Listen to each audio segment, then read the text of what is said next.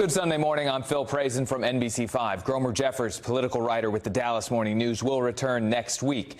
Soon, the full Texas Senate will vote on controversial new congressional maps, giving more power to Republicans in D.C. Then the plan heads to the Texas House, still in a standoff without enough lawmakers to take action. And the stakes go nationwide. We'll pick up 5 seats with the consent of the people. And that's the difference between the approach we're taking and the approach they're taking. Can't do it without you. I know your hearts are with us. That a quorum is not present. Without objection, the House stands adjourned until 1 p.m. Monday.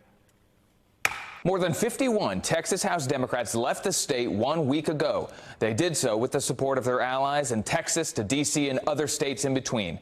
Now, in response, several powerful Republicans launched legal battles and investigations here in Texas and across the country as well in an effort to arrest them and return them to Texas. They formally reached out to the Texas Supreme Court, FBI, and law enforcement in the states sheltering the Democrats. These Democrats, they're the antithesis of what a Texan is. And I believe they have forfeited their seats in the state legislature because they're not doing the job they were elected to do. Governor Abbott also filed a lawsuit in an effort to get the chairman of the Texas House Democratic Caucus, Representative Gene Wu, removed from office. And less than 24 hours after a Tarrant County judge stopped Beto O'Rourke's organization from funding the Democrats, Beto O'Rourke rallied in Fort Worth, defending his organization, Powered by People. This morning, we talked to Fort Worth Congressman Marc Veasey. His district will drastically change under the Republican plan, eliminating his base of support in Tarrant County and jamming it all into Dallas County. He traveled to Chicago to support the quorum-breaking Democrats, and here's that conversation. Your reaction to the proposed maps, how does it impact your district? Oh, my God. From my district, it really just wipes us out. I mean, it takes Fort Worth completely out of the picture, and so it discriminates against constituents in Fort Worth, the north side of Fort Worth, and the historical southeast black side of Fort Worth. I mean, it just eviscerates it, and it's completely unfair. It's unnecessary, and I wish that more of my colleagues and the Speaker of the House, I wish that they would stand up to Donald Trump and tell him, no, we're not going to do this, because what they're doing is that they're going to take out some of their own people, too. And it won't be Gavin Newsom that took their own people out.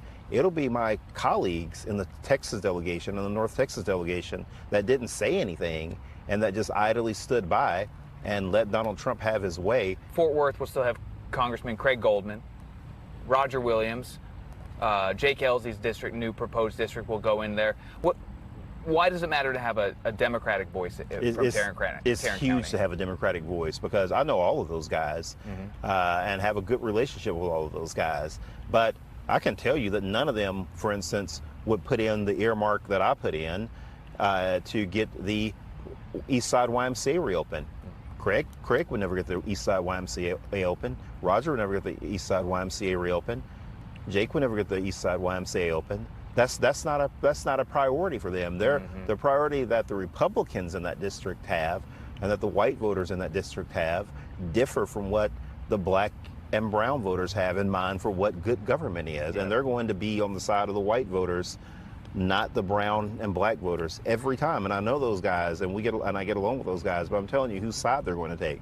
They're going to take the side of white voters. But since we're talking about your district, they did move it over into almost completely Dallas County, I believe. Does that change your perspective on what you're going to do next year in 2026? I have to look at everything. Obviously, I live in Fort Worth, and I was raised in Fort Worth, and I think everybody kind of knows that too. And so that definitely, kind of changes the calculus for how I look at things.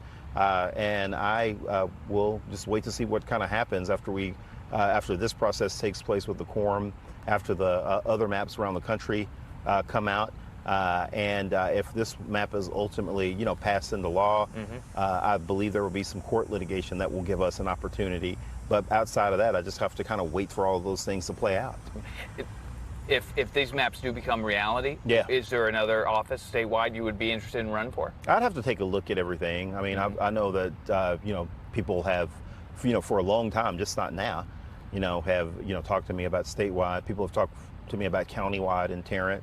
And so I would just have to really take a close look to see,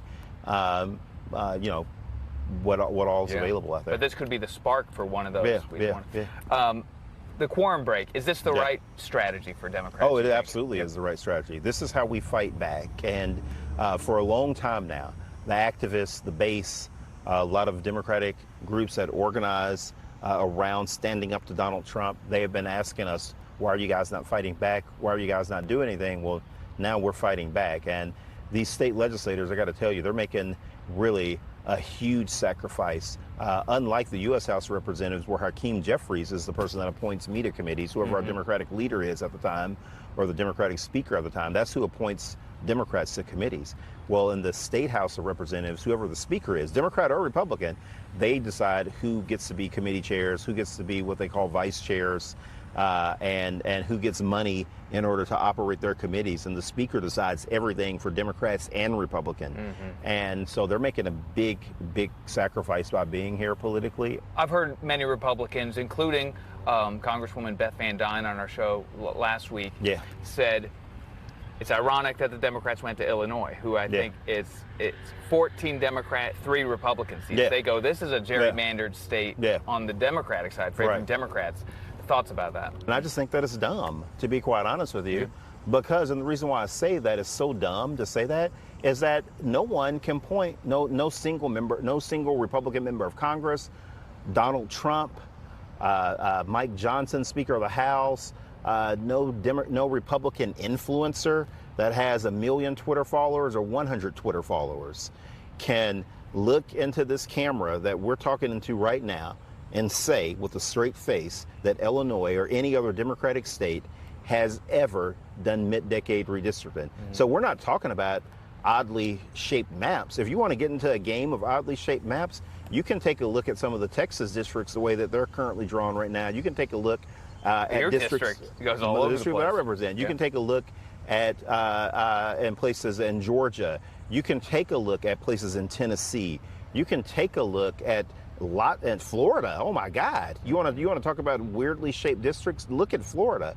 So it's very easy, actually, to point to odd-shaped districts. The difference and the big distinction is those red states that I just talked about and those blue states that I just talked about, including Illinois, they did their redistricting at the beginning of the decade when the Constitution says you're supposed to do it after the census comes out. The normal process. The normal process. Illinois, for the record, just so everyone is clear, Illinois has never, ever done mid-decade redistricting. So all those little stupid Illinois maps that are out there floating around and people are using as an example, flush that crap down the toilet, because Illinois has never done mid-decade redistricting. Thank you.